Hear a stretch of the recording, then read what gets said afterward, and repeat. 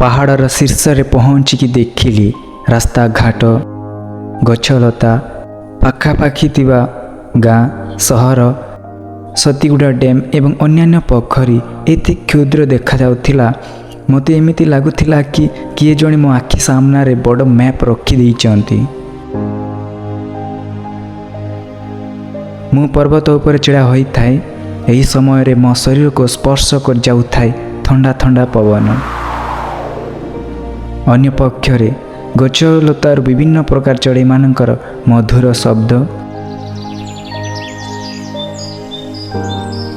झरणा पानीर कुळुकुळु शब्द गीत गाई मन को उत्साह करिथाए।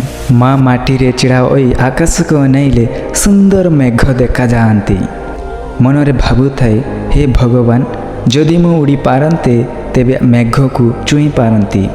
उड़ी पारिले नाही सिना पहाड़ उपरे आसी उड़ी जाउथिबा मेघ को छुई पारिथिली।